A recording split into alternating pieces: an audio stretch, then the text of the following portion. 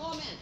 Humingi na ng tawad si Duterte pero iginiit na hindi mababago ng issue ang kanyang pagkatao. Nagpapatrol, Doris Bigornia.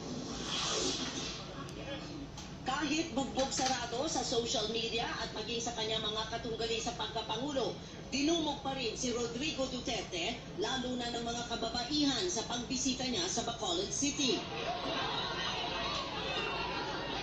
Sabi ni Duterte, nakapagpaliwanag na siya kahapon, humingi pa ng tawad sa mga nasaktan sa pahayag niya tungkol sa isang rape victim. My publicist in Davao prepared a statement of apology, which I said I will not read it because it is wrong. I was not insulting the Australian woman. I was derogating the act of rape. For me, it's a slang actually. If it is not acceptable to the cultured people, let it. And if it would win my defeat in the election, so be it.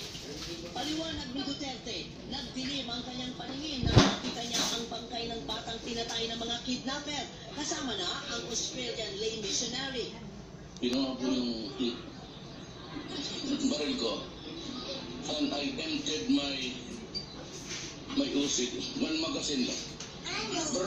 And kill the 16 rapists. I gave the orders to shoot to kill. I was investigated by the Congressional Committee for the Violation of Human Rights. This is all recorded history. Yun ang ikinuwento ni Digong sa kanyang supporter sa Amoranto Stadium na in-upload ng isang netizen. I could not just express it at the time because media, but I really sure mo. Tapos yung dagdagan mo yan ang una kapag umirit. Actually, it was just interrogation. Parang I was belittling their manhood. Walang pakialam si Duterte kung puntirya na naman siya ng Catholic Bishops' Conference o CBCP. CBCP, dandahan kayo mag-condemn ng tao. It's not for the one that you are.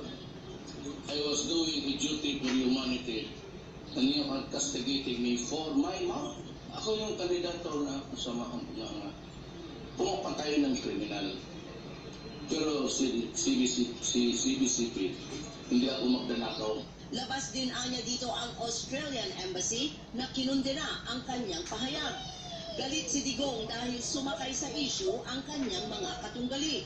Ako hindi ako namimilit ng tao. Diyos. Kung si Binay ang presidente, anong wala sa inyo? He is a certified plunderer. So Mar Rojas, para ko hindi abusado, is using all resources of the government and money in spite of my mouth.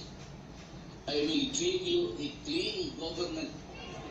At pinakamahalaga ayon kay Duterte, hindi mababago ng isyu nito ang kanyang pagkatao. Doris Bigornia, ABS-CBN News, Bacolod City.